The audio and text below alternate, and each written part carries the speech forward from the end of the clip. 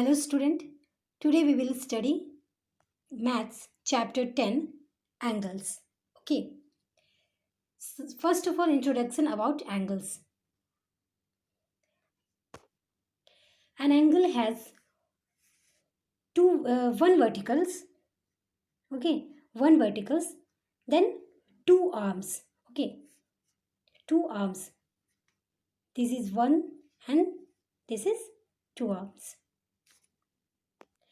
जब two lines जब draw up करोगे ना तो टू लाइंस जब आके एक कोने पे एक साथ मिलता है तो उससे जो ये बनता है लाइंस, तो इसको हम लोग एंगल्स कहते हैं। तो ये जो वर्टिकल्स है टू लाइंस या इस पॉइंट्स पे आके मिलता है, इस पॉइंट पे आके ये दोनों लाइन एक पॉइंट पे आके मिला तो ये वर्टेक्स हुआ, ये ज्वाइंट जहाँ हुआ ये वर्टेक्स हुआ। और ये जो टू लाइंस है तो ये टू आर्म्स हो गया, एंगल्स का ये टू आर्म्स हो गया। देन ये वर्टिक्स के बाद वर्टिक्स पे आके मिला है तो ये वर्टेक्स हो गया। देन ये two arms, that is called angles. Okay, तो इस पिक्चर में हम लोग देखते हैं ये P और Q एक लाइन से, देन R एंड Q ये दूसरा आर्म्स है इसका, एंगल्स का लाइन्स है। तो ये टू लाइन्स जो है तो ये टू आर्म्स हुआ। देन ये Q जो है हुआ ये पॉइंट्स के पास जहाँ आके मिला, ये क्या हुआ वर्टेक्स। तो P Q ये आर्म्स है, देन Q R ये दूसरा आर्म्स हुआ, देन Q ये जो Q पॉइंट्स है ये जो हुआ ये वर्टेक्स हुआ। The standard unit of an angle is degree. किसी भी एंगल जब ये वर्टेक्स के पास आप जब उससे मेज़रमेंट करोगे तो प्रोटेक्टर से जब मेज़र करोगे इसको तो ये वर्टेक्स के पास ये जो एंगल बीच में जो पॉइंट्स मिलेगा और जितने जो ये मिलेगा जितना नंबर आएगा वर्टेक्स पे ये प्रोटेक्टर से नापने के बाद, तो ये जो हुआ ये आपका एंगल हुआ। और जैसे 30, 40, 50 जितना भी आता है इसको हम लोग किस में मेज़र करते हैं, डिग्री में। एंगल्स के जो वर्टेक्स में जो नंबर आता है उसको हम लोग किससे मापते हैं, एंगल डिग्री में। तो डिग्री का साइन क्या है, कोई भी जब नंबर लिखोगे उसके ऊपर में जो लाइन में जब आप छोटा सा सर्कल करोगे, जस्ट सिंपल सी हियर, जैसे आप मिलाए ऐसे लाइन आया, देन यहाँ लाइन ये पॉइंट्स के बाद ये वर्टेक्स के बाद जब आया यहाँ से जब दूसरा लाइन मिला तो ये जो पार्ट आया ये क्या हुआ, इसको हम लोग वर्टेक्स बोले।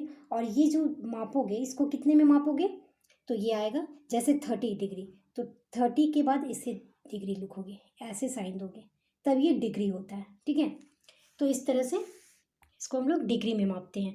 एंगल के का मेजरमेंट जो है डिग्री में किया जाता है, that is the most important points. Okay, ये ऑब्जेक्टिव क्वेश्चन में ये सब श्योरली आता है, इसलिए आप ध्यान रखोगे कि एंगल्स के कितने आर्म्स है, two arms, then one vertex. Okay, then इसका मेजरमेंट जो है डिग्रीज में करते हैं। Now next we use the protractor to measure and construct angles. Angles जब आप बना लोगे, जब टू लाइंस एक साथ मिला दोगे मैच करेगा और ये वर्टेक्स के पास जो ये पॉइंट्स आएगा इसको जब आप मेज़र करोगे तो इसको मापोगे कैसे, तो इसको मापने के लिए हम प्रोटेक्टर का यूज़ करते हैं। ठीक है, प्रोटेक्टर से आप यूज़ करोगे, सी हियर ये जो प्रोटेक्टर है इससे आप मेज़र करोगे, इसके थ्रू आप मेज़रमेंट करोगे। किसी भी एंगल्स को मापने के लिए इस प्रोटेक्टर का हम लोग यूज़ करते हैं। ठीक है, तो इससे मापोगे और ये जो एंगल्स के बीच में ये जो साइन आया ये जो हुआ ये जो पॉइंट्स में मिलता है ये हुआ वर्टेक्स, देन ये टू लाइंस। ओके, और इसका मेजरमेंट जो है डिग्री में हम लोग करते हैं और किससे मापते हैं, प्रोटेक्टर से। देन ये एंगल्स के आर्म्स को कैसे आप मापोगे, स्केल्स, स्केल से ये कितने लाइंस कितने इसका मेजरमेंट क्या है, देन इसका मेजरमेंट क्या है, और फिर ये जो एंगल्स यहाँ बना, ये जो एंगल्स आपका कितना बना यहाँ पे, ये जो एंगल्स बना इसका मेजरमेंट आप प्रोटेक्टर से करोगे। ठीक है, तो नेक्स्ट हम लोग पढ़ते हैं कि डिफरेंट टाइप ऑफ एंगल्स। यानी जब भी आप एंगल्स बनाने का कोशिश करोगे तो प्रोटेक्टर चाहिए, और इस प्रोटेक्टर से ही माप के आप ये पता कर सकते हो कि कौन सा एंगल किस टाइप का है। जैसे आप देखो एक स्ट्रेट लाइन, जब ये एक स्ट्रेट लाइन खींच दी, इस पे यदि आप जैसे कि आप यहाँ एग्जांपल में देखो, जैसे एक लाइन यहाँ से आया, देन ये इस पॉइंट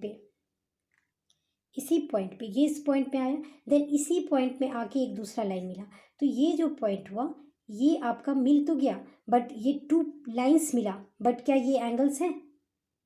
ये एंगल्स टू लाइंस मिला, लेकिन ये जो एंगल्स है ये कितने डिग्री का होगा? 0 डिग्री का, क्योंकि टू लाइंस जब मिला इसके बीच में कोई एंगल्स नहीं बन रहा है, क्योंकि ये जो पॉइंट्स है, ये जो पॉइंट्स आपका हुआ मेन पॉइंट्स, इस पॉइंट पे आके लाइंस तो मिला है बट कोई एंगल नहीं बन रहा। ये दो, एक लाइन इस साइड, एक देन वन लाइन इस साइड है, बट एंगल तो कुछ नहीं बन रहा, तो ये हुआ 0 डिग्री एंगल, 0 डिग्री है, तो इसको हम लोग 0 एंगल बोलेंगे, जिसमें एक टू लाइंस तो मिलता है, टू लाइन मिल्स के एंगल्स बनता है, टू लाइंस मिल के एंगल बना, बट जब टू लाइंस कोई एक एंगल नहीं बना रहा है, जैसे ये जो कोण बना, ये जो एंगल बना ये नहीं बना पाता है, तो ये क्या है, इसको हम क्या बोलेंगे? 0 एंगल, माने इस एंगल का कोई मेजरमेंट नहीं है, ये एंगल है, दो टू लाइंस तो मिला, बट इस एंगल का कोई मेजरमेंट नहीं है, 0 एंगल। यहाँ आप जब प्रोटेक्टर से, जब आप प्रोटेक्टर लोगे तो इसमें क्या है, आप देखो यहाँ 0 से स्टार्ट हो रहा है ना प्रोटेक्टर में, देन इस साइड भी आप देखोगे, ध्यान से देखोगे तो यहाँ 0 से स्टार्ट होता है, ये देखो आप 0 से स्टार्ट हो रहा, ठीक है, 0 प्लस ये 10, यदि इतना इस एंगल पे भी टू लाइन मिलता है तो ये दोनों के बीच में गैपिंग हुआ तो ये एंगल होगा आपका, बट ये जो 0 डिग्री, देन इधर 0 डिग्री, और ये टू लाइन्स आके मिला, तो इस एंगल पे बन के कोई आपका कोण तो बन नहीं रहा, एंगल किसी तरह का नहीं बन रहा, बस टू लाइन्स ज्वाइंट हो पा रहा, तो ये एंगल नहीं होगा, तो इसे 0 एंगल बोलेंगे। Then next acute angle between 0 degree and 90 degree. जब आप देखो एक मेजरमेंट जब स्केल से, सबसे अच्छी बात है कि आप प्रोटेक्टर से मापो, आप यहाँ देखो 90 डिग्री दिख रहा है आपको, जब ये एंगल्स आप बनाते हो और ये 90 डिग्री से जब कम रहेगा, ये 90 डिग्री है तो ठीक है, 90 से यदि आप 89 भी आता है तो ये 90 से कम हो गया, तो ये हुआ एक्विट एंगल। ओके, तो आप यहाँ मेजरमेंट करोगे तो ये क्या है? एक्विट एंगल, क्योंकि ये 90 से कम है, 0 से स्टार्ट है, 0 यहाँ पे आता है, लेकिन ये 90 तक नहीं पहुँचा है, 90 से कम है, तो ये क्या हो गया? Acute angle. तो ये जिसमें एक भी एंगल नहीं बनेगा वो क्या हुआ? 0 एंगल। देन जिसमें 90 से कम बनता है तो वो क्या हो गया? Acute angle. Then next obtuse angle.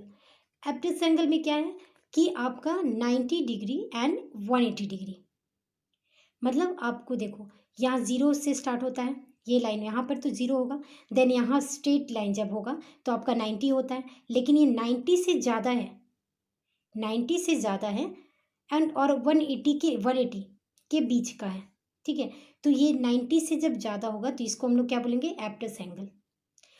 तो आप ध्यान रखोगे 0 एंगल, जिसमें कोई एंगल 0 डिग्री का एंगल बनता है, जिसमें 0 एंगल है, एंगल का मेजरमेंट करोगे तो 0, तो वो 0 एंगल हो गया। देन एक्विट एंगल हुआ, जो 90 से कम रहेगा वो एक्विट एंगल हो गया। नाउ नेक्स्ट जो है वो जब 90 से ज़्यादा है तो उसको हम लोग क्या कहते हैं? Obtuse angle. Then next right angle. Right angle जो है मेजरमेंट जब आप प्रोटेक्टर से करोगे तो ये देखो आपका 90 डिग्री आ रहा, जब कोई भी एंगल को आप मापोगे और वो 90 डिग्री एग्जैक्ट आता है तो वो क्या हो जाएगा? आपका राइट एंगल, ठीक है। तो आप यहाँ मेजरमेंट जब करोगे तो ये 90 डिग्री का आ गया। नाउ नेक्स्ट जो है आपका स्ट्रेट एंगल। स्ट्रेट एंगल क्या होता है? जब टू लाइंस, आप जब प्रोटेक्टर में देखोगे ध्यान से, ये जो है ये एक लाइन यहाँ आया, देन दूसरा लाइन इस साइड से आया, और ये जो मेजरमेंट हुआ, जैसे आपको मैंने इसमें बताया ना, ये देखो आपको ये लाइन जब यहाँ आके मिला और दूसरा लाइन यहाँ आके मिला, तो ये जो एंगल बना ऐसे, तो ये जो एंगल हुआ ये तो एंगल बना, बट ये कितना है? 180 डिग्री का। आप प्रोटेक्टर में आप देख सकते हो, ये देखो आप 180 डिग्री है ना, तो 180 डिग्री हो गया। तो इसको हम लोग क्या कहेंगे, स्ट्रेट एंगल। मतलब टू लाइन मिलके, टू स्ट्रेट लाइन आके मैच करता है यहाँ पे इस पॉइंट पे, तो ये वर्टेक्स हुआ उसका। देन ये क्या हुआ, ये जो एंगल बना 180 डिग्री का है, तो इसको हम लोग स्ट्रेट एंगल कहेंगे। तो 5 टाइप्स के एंगल्स का पता चला आपको, zero angle, acute angle, obtuse angle, right angle and straight angle. जितनी भी मेजरमेंट करोगे, जितनी भी आप मेजरमेंट करोगे एंगल्स का, वो जब इस साइज के अकॉर्डिंग उसका मेजरमेंट और उसका लेवल करोगे, लेवल उसको करेंगे। जैसे आपको क्वेश्चन में पूछेगा ना कि ये कौन सा एंगल है आप बताओ, तो आप मेजरमेंट करोगे, यदि वो 0 डिग्री का है तो 0 एंगल, 90 से कम है तो क्या हो गया, एक्विट एंगल। देन 90 प्लस है और 80 से कम है तो वो क्या हो गया, एब्टस एंगल। देन एग्जैक्ट 90 डिग्री का है तो वो हो गया आपका राइट एंगल।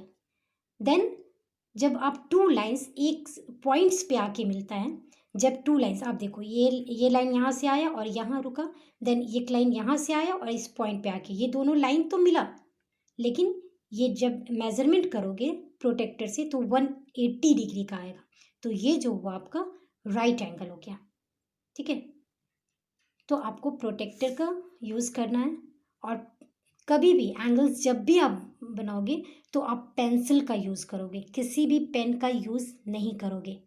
सबसे मोस्ट इम्पॉर्टेंट थिंग्स है, क्योंकि आप कितना भी किसी भी तरह का एंगल्स बनाओ तो उसको पेंसिल से ही बनाना है आपको। तो आप ये समझ गए ना कि मतलब एंगल्स कितने टाइप्स के होते हैं, उसमें क्या क्या आप जो लेवल, जैसे कि टू लाइंस हैं और एक पॉइंट्स पे आके मिलते हैं तो ये वर्टेक्स हो गया। इस पॉइंट्स को हम लोग वर्टेक्स कहते हैं। चाहे वो पॉइंट कहीं से भी आके, टू पॉइंट्स आके बीच में मिलता है तो उस पॉइंट्स को हम, टू लाइंस के मिलने के बाद जो पॉइंट्स बनता है वो वर्टेक्स हुआ। देन टू लाइंस जो है वो आर्म्स हो गया। Okay, now you are given a question, name the vertex and arms of the following angles। तो आप क्या करोगे, एंगल्स, ये एंगल्स बनाएं, आप देखो इस साइड में बना एंगल्स, तो ये जो लाइन है और ये लाइन आके इस पॉइंट पे मिल रहा, इस आर पॉइंट्स पे, तो ये जो हो गया आपका क्या हो गया, ये जो हुआ आपका आपका वर्टेक्स हो गया, ये वाला पार्ट। ये जो आर है ये वर्टेक्स हो गया, देख, और Q R, then P R, ये क्या हो गया, आर्म्स हो गया। तो बस इसको आपको लिखना है।